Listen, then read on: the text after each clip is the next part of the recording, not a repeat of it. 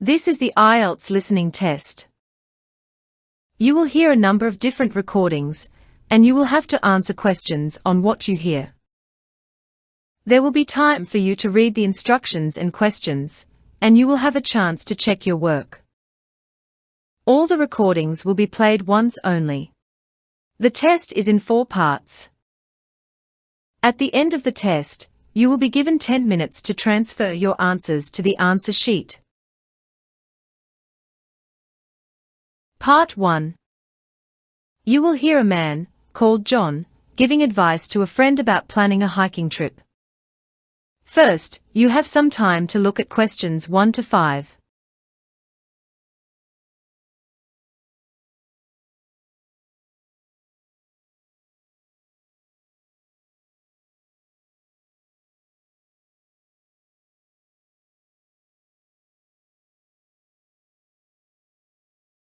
Now listen carefully and answer questions 1 to 5.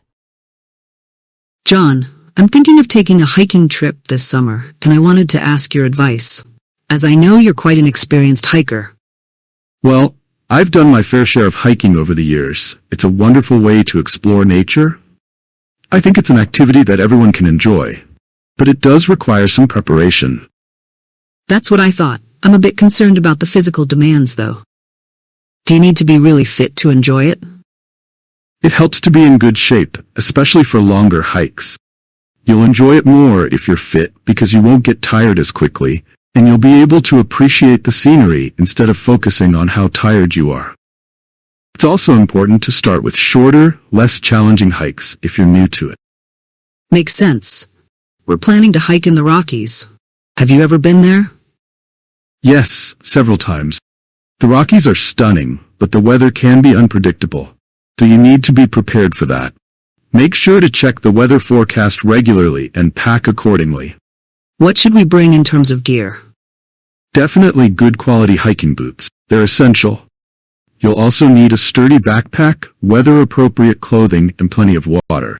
I always bring a first aid kit too, just in case. A map and compass are also crucial, even if you're using a GPS device. Are there specific trails you'd recommend? There are loads of great trails in the Rockies. Last year we did the Plain of Six Glaciers Trail in Banff National Park. It's absolutely beautiful and not too difficult. You get to see glaciers, and there's even a tea house at the end where you can rest and enjoy a snack. I've heard that Jasper National Park is also great for hiking. Absolutely. Jasper is less crowded than Banff, and it has some fantastic trails. The Skyline Trail is a bit challenging, but offers some of the most breathtaking views you'll ever see. It's a multi-day hike, so you'll need to be prepared for camping along the way. What about accommodations? Do you camp along the way? Sometimes, but there are also lots of lodges and hostels if you prefer more comfort. Just make sure to book in advance, especially in the summer. Camping can be a great experience though. Just make sure you have the right equipment and know how to set up your tent properly. Good to know. What's your advice for handling wildlife? Always be aware of your surroundings. Carry bear spray and know how to use it. Make noise while you hike to avoid surprising any animals. It's also a good idea to hike in groups if you can. If you encounter a bear, don't run. Back away slowly and make yourself look larger by raising your arms. I hadn't thought of that. Thanks for the tip. No problem. And one more thing, make sure to leave no trace. Pack out all your trash and respect the natural environment. It's important to preserve these beautiful places for future generations. Definitely. I'm really looking forward to this trip now. It sounds like you're going to have an amazing time. Just remember to plan your route carefully and let someone know your plans in case of an emergency.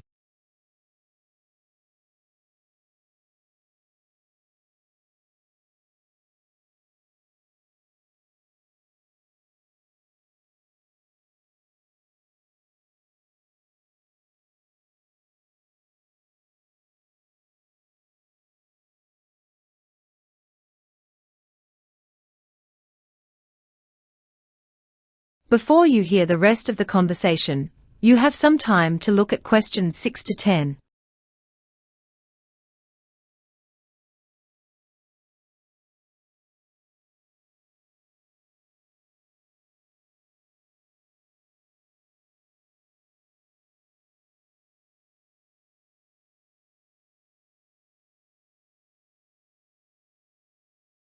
Now listen and answer questions 6 to 10. One thing I'm worried about is the weather. It can change so quickly in the mountains. Yes, that's true. The weather in the Rockies can be quite unpredictable. It's a good idea to check the forecast regularly and be prepared for all conditions. Bring layers so you can adjust to changing temperatures and always have a rain jacket with you. What's the best time of year to go hiking there? I'd say late June to early September is the best time. The weather is generally more stable and most of the trails are open. July and August are the busiest months, so if you prefer fewer crowds, go in June or September. The fall can also be beautiful with the changing leaves, but you might encounter some snow. What about the temperature? It varies, but in the summer it can be anywhere from 10 to 25 degrees Celsius. It can get chilly at higher elevations, so pack layers. Nights can be particularly cold, even in the summer, so bring a warm sleeping bag if you're camping. Good to know. And how expensive is it to rent gear? Renting gear can cost around £25 to £40 per day, depending on what you need. It's usually worth it to get good quality gear, especially for a longer trip. You can also check if any local stores offer weekly rental rates, which can be more economical if you're planning an extended trip. That sounds reasonable. Do you have any other tips? Just make sure to stay on marked trails, respect wildlife, and enjoy the experience. Hiking is a wonderful way to connect with nature and recharge. Also, bring enough food and snacks to keep your energy levels up. And don't forget a portable water filter if you'll be refilling from streams or lakes. What about emergency situations? How do you handle those? It's crucial to have a plan. Always let someone know your itinerary and expected return time. Carry a fully charged phone and a portable charger, although signal can be spotty in remote areas. A whistle can be useful for signaling if you get lost. It's also wise to have some basic knowledge of first aid. That's a good point. What about navigation? Should I rely solely on GPS? GPS devices are great, but batteries can die and signals can be lost. Always carry a map and compass as a backup and know how to use them. Taking a basic navigation course can be very helpful. How much water should we carry? It depends on the length and difficulty of your hike, but generally, you should carry at least 2 liters per person per day. More if it's hot or strenuous. Portable water filters are great for refilling from natural sources. Thanks, John. This is all really helpful. I feel much more prepared now. Anytime. Have a great trip, and don't forget to take lots of pictures. The Rockies are incredibly photogenic.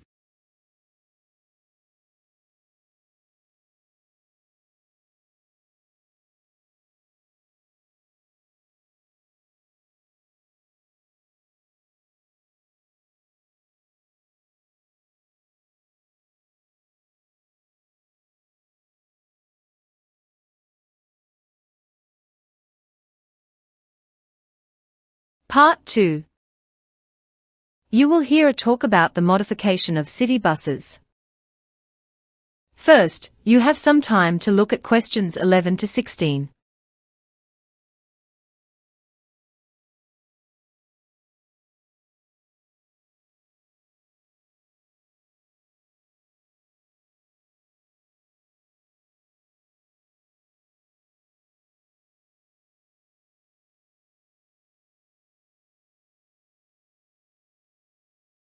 Now, listen and answer questions 11 to 16.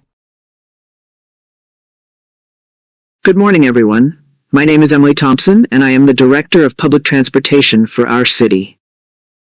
Today, I am excited to introduce the latest modifications to our city buses, which have been designed to improve comfort, safety, and efficiency for all our passengers. Let's begin with the seating area. In response to the increasing number of commuters, we've increased the seating capacity.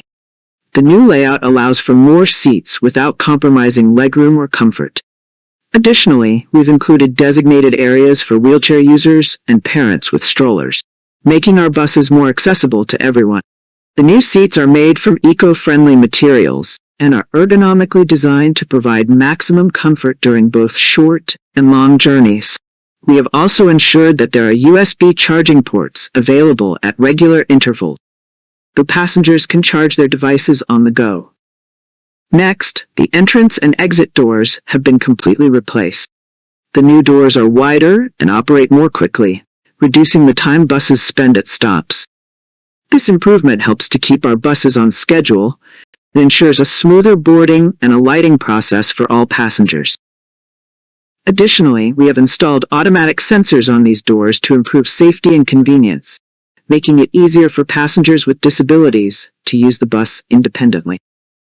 Moving on to the driver's cabin, we've enhanced security by installing new surveillance cameras and reinforced barriers. These measures not only protect the driver, but also help monitor passenger behavior, contributing to a safer travel environment for everyone on board. The new cabin design includes a more comfortable seating arrangement for drivers, as well as advanced control panels that allow for better management of bus functions and communications. The bus exterior has also undergone significant changes. We've modernized the design to include aerodynamic features that reduce fuel consumption. Additionally, the exterior now features high visibility colors and reflective materials, improving safety during nighttime operations. We have also added digital displays on the exterior, which provide real-time information about the bus route, destination, and expected arrival times at various stops, helping passengers plan their journeys more effectively. Information for passengers is crucial, so we've completely redesigned the information displays. The new digital displays are larger, clearer, and provide real-time updates on routes, stops, and any service changes. This ensures that passengers are always well informed during their journey. We have also integrated multilingual support into these displays, catering to our diverse community and making navigation easier for non-English speakers. Finally, we've relocated the air conditioning system. The previous system was outdated and often inefficient. The new system is more powerful and energy efficient, providing a comfortable environment regardless of the weather outside. The new air conditioning units are also equipped with air purification technology, which helps maintain a healthier atmosphere inside the bus by reducing pollutants and allergens.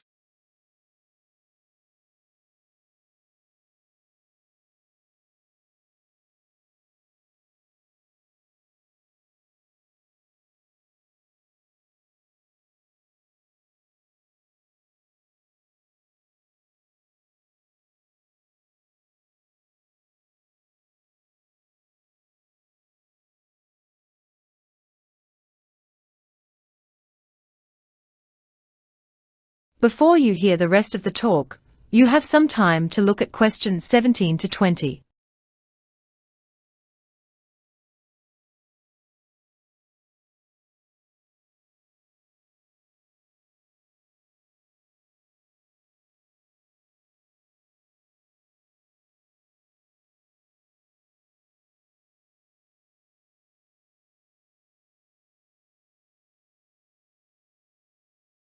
Now, listen and answer questions 17 to 20.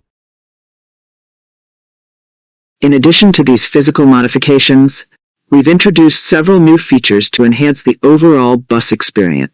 One of the most anticipated additions is the availability of Wi-Fi access for passengers. This allows commuters to stay connected and productive while on the move. Whether you need to check emails, browse the internet, or stream music and videos, our free Wi-Fi service will keep you connected throughout your journey. To further enhance passenger convenience, we have installed 30 new bus routes. These routes have been carefully planned to better serve underserved areas and reduce travel times for many of our passengers. With the new routes, we aim to provide more direct connections between major residential areas and key commercial and recreational centers, minimizing the need for transfers and reducing overall travel time. The new modifications will be fully operational starting this Friday. We've scheduled extensive testing and staff training to ensure everything runs smoothly from day one. Our drivers and staff have undergone comprehensive training sessions to familiarize themselves with the new features and system, ensuring that they can assist passengers effectively and address any issues that may arise. To assist visually impaired passengers, we've added voice announcements that indicate the current stop and the next stop. This feature aims to make our buses more user-friendly and accessible to all members of the community. The announcements are clear and loud enough to be heard over ambient noise, ensuring that passengers are always aware of their location and can disembark at the correct stop. Additionally, we have installed braille signs on key points within the bus, such as seat numbers and emergency exits, to further aid visually impaired passengers. We hope you are as excited about these changes as we are. Thank you for your attention, and please enjoy the new and improved bus service. We believe these modifications will significantly enhance your commuting experience, making it safer, more comfortable, and more enjoyable. If you have any questions or need assistance, our customer service team is always available to help. Have a great day, and we look forward to welcoming you on our newly modified buses.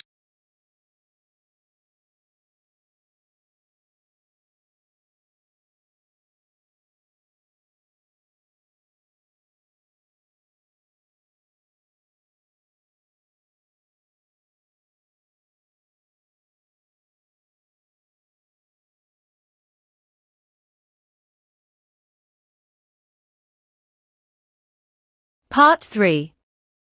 You will hear two psychology majors, Sarah and Jake, discussing a psychological theory. First, you have some time to look at questions 21 to 26.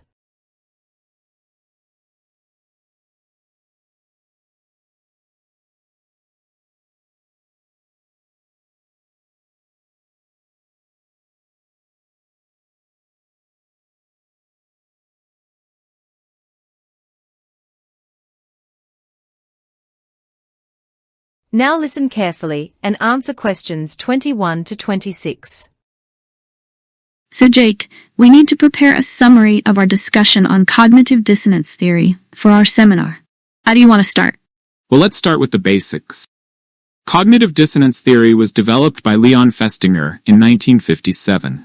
It describes the discomfort people feel when they hold two conflicting beliefs, or when their actions contradict their beliefs. Festinger argued that people are motivated to reduce this discomfort by changing their attitudes, beliefs, or behaviors to achieve consistency. Have you read about his famous study with the $1 and $20 participants? Yes, that's a classic. Participants performed a boring task and were paid either $1 or $20 to tell a waiting participant that the task was interesting. Those paid $1 rated the task as more enjoyable afterward compared to those paid $20. The $1 wasn't enough to justify lying, so they changed their attitude to reduce dissonance. Exactly. It's fascinating how the mind works to maintain consistency. I was surprised to learn that cognitive dissonance can even affect our memory of past events. Yes, I came across a study where participants' memories of their past attitudes were distorted to align with their current attitudes.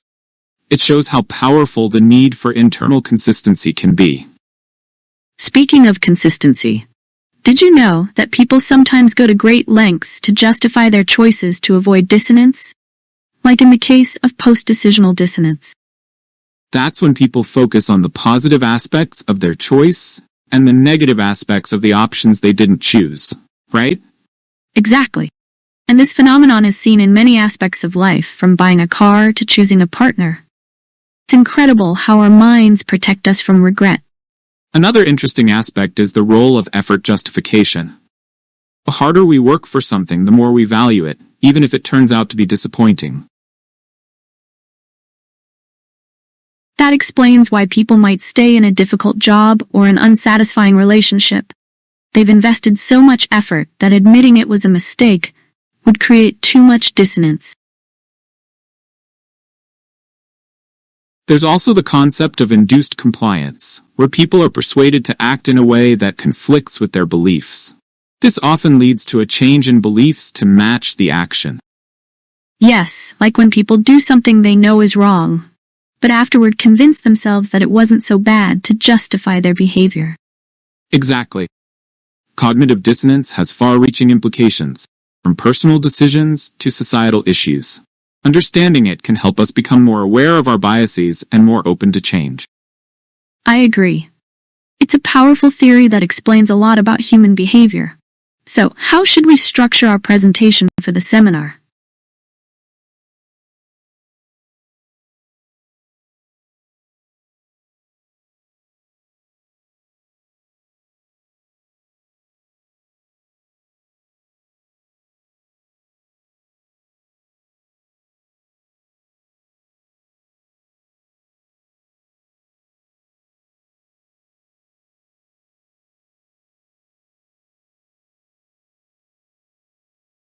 Before you hear the rest of the conversation, you have some time to look at questions 27 to 30.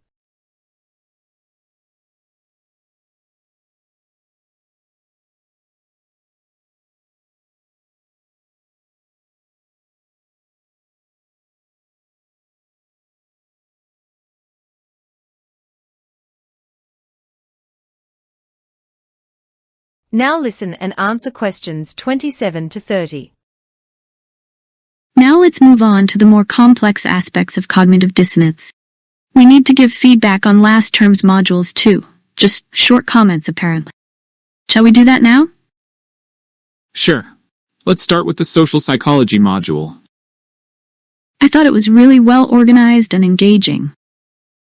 The experiments we reviewed were particularly interesting. Yes, I agree. The lectures were clear, and the group discussions helped deepen my understanding. What about the research methods module? That was tough. I struggled with some of the statistical concepts, especially the advanced ones. Same here. The reading was really dense and challenging. I had to spend a lot of extra time on it. How about the developmental psychology module? I found the part about early childhood development fascinating, especially the longitudinal studies. Me too. It was surprising to see how much early experiences shape later behavior. I'm considering doing more research on this topic for my dissertation. That sounds like a great idea. And what did you think of the neuropsychology module? I was shocked by how little is still known about some aspects of brain function. It's a rapidly evolving field, but there's so much we still don't understand. Yes, it was eye-opening. I might explore this area further too.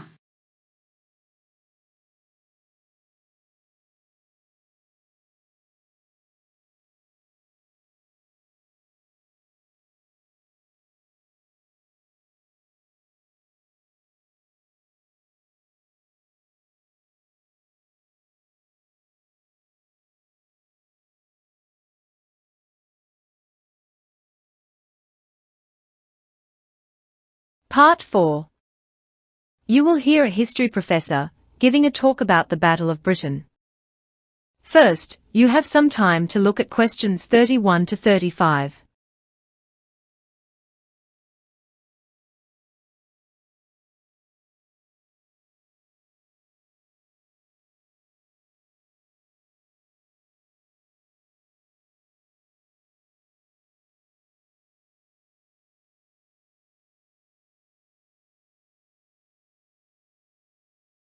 Now listen carefully and answer questions 31 to 35. Good morning, everyone. Today, we will be discussing the Battle of Britain, a crucial event in World War II. The Battle of Britain took place between July and October 1940. It was a significant turning point in the war as it marked the first major defeat of Hitler's military forces. The battle was primarily fought in the air, with the German Luftwaffe attempting to gain air superiority over the Royal Air Force, or RAF. The primary objective of the German forces was to destroy the RAF to pave the way for a seaborne invasion of Britain, known as Operation Sea Lion. However, the RAF, despite being outnumbered, managed to hold its ground, thanks in part to their use of radar technology. Radar gave the British a significant advantage, allowing them to detect incoming German aircraft and effectively coordinate their defenses. Another critical factor in the RAF's success was the quality of their pilots and aircraft. The British pilots, often referred to as the Few by Winston Churchill, demonstrated exceptional bravery and skill. Aircraft such as the Supermarine Spitfire and the Hawker Hurricane played a vital role in their defense efforts. The Spitfire, in particular, became legendary for its speed and agility. The Germans underestimated the resilience and determination of the British people and their armed forces. The Blitz, which was the sustained bombing campaign by the Luftwaffe, aimed to break the morale of the British public. However, it had the opposite effect, galvanizing the population and strengthening their resolve to resist the German invasion. By the end of October 1940, the Luftwaffe had suffered significant losses and failed to achieve air superiority. As a result, Hitler postponed Operation Sea Lion indefinitely, marking a decisive victory for Britain. The Battle of Britain is often seen as a testament to the courage and determination of the British people and their armed forces.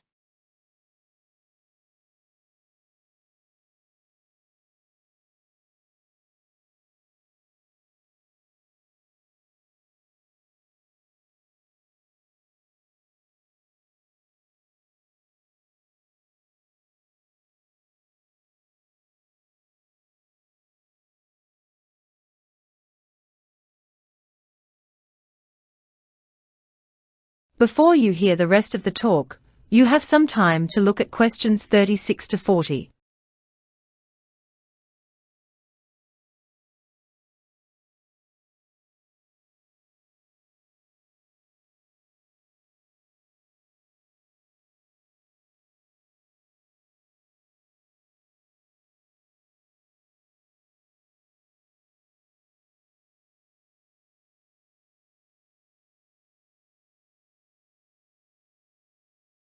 Now listen and answer questions 36 to 40.